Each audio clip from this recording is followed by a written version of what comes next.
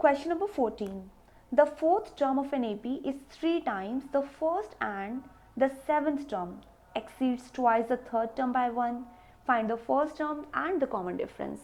So question जैसा लिखा है वैसे वैसे हम यहाँ पर सब चीज़ें मेंशन करते हैं. क्या कहना है इनका? डिस्कशन है फोर्थ टर्म का और सेवन्थ टर्म का और थर्ड टर्म का भी, है ना. सो उसका मतलब ये हुआ कि हमारी जो AP गिवन है, जो भी हमारी AP है, उसकी फोर्थ टर्म क्या होती है? A4 होती है. इनका कहना है fourth term of an AP is 3 times the first and the seventh term. तो एक काम करते हैं, इज 3 टाइम्स द फर्स्ट. तो फर्स्ट टर्म का मतलब हुआ A.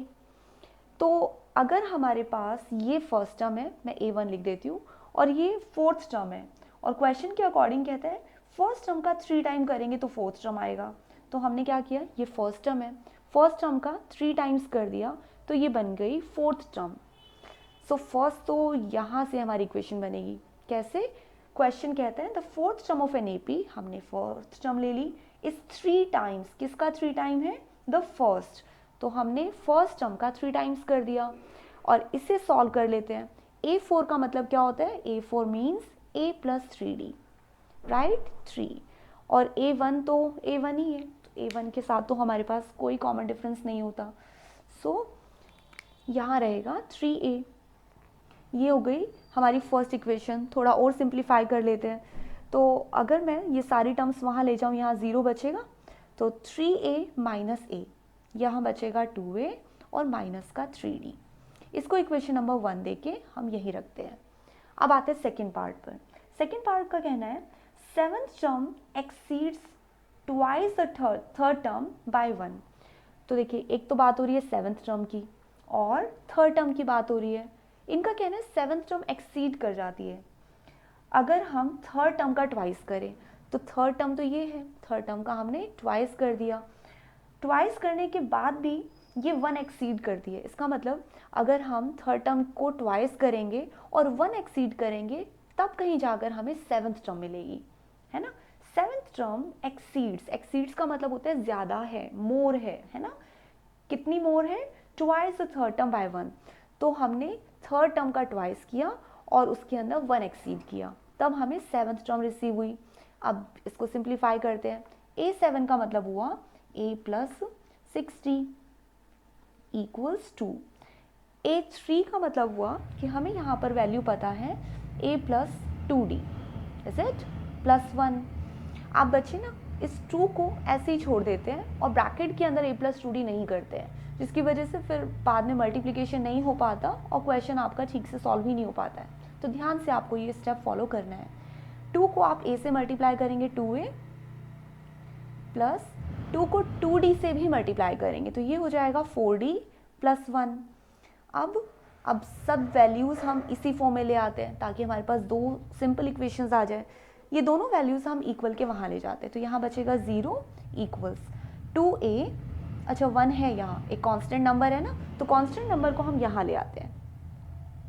कांस्टेंट नंबर बन जाएगा माइनस का 1, ठीक है, इक्वल 2A और माइनस A, तो ये तो बना A. 4D और माइनस का 6D, तो ये बन जाएगा माइनस का 2D. ये हो गई हमारी सेकेंड इक्वेशन. अब आपके पास फर्स्ट इक्वेशन है, सेकेंड इक्वेशन है, आगे आपको आता है सॉल्व करना. आप अपने आप ट्राई कीजिए. Okay, so A minus 2D हमारी फर्स्ट सेकेंड इक्वेशन है और फर्स्ट इक्वेशन थी 2A माइनस का 3D, है ना. अब अगर हम एलिमिनेशन मेथड यूज़ करना चाहेंगे तो सीधा तो हो नहीं पाएगा क्योंकि ये दोनों कोफिशिएंट जो है वो सेम नहीं है. तो एक काम करते हैं, फर्स्ट इक्वेशन तो ठीक है, सेकेंड इक्वेशन को हम 2 से मल्टीप्लाई करके फिर इसके नीचे लिखते हैं, तभी तो एलिमिनेट हो पाएगा. तो 2 को जब आप A से मल्टीप्लाई करेंगे ये बनेगा 2A माइनस 2 को 2 से मल्टीप्लाई किया 4D, ठीक है, और इक्वल 0 तो लिखा ही नहीं, 0. और ये वाला A माइनस 2D वाला माइनस 1 के इक्वल है. इसको ठीक करते हैं, इक्वल के बाद वाला पार्ट तो लिखा ही नहीं है. सो दिस इज माइनस 1 और ये वाला था 0 और हमने इसको मल्टीप्लाई किया ना 2 से, तो ये भी मल्टीप्लाई होगा, सो माइनस का 2. अब करते हैं हम इनको subtract.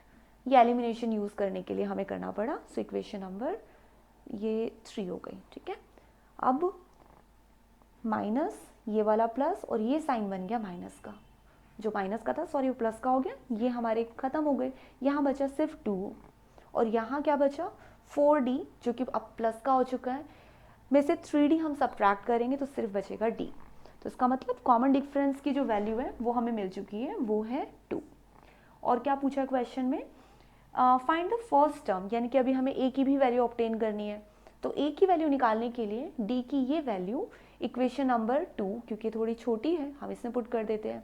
So a minus 2d equals -1, मैंने इसको थोड़ा पीछे लिख दिया है, ऐसा आप कर सकते हैं।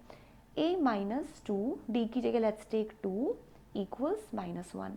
सो a minus 4 equals -1, a equals -1 plus 4, so a equal 3। So first term आ गई हमारे पास 3 और कॉमन डिफरेंस है 2। So these are the required answer.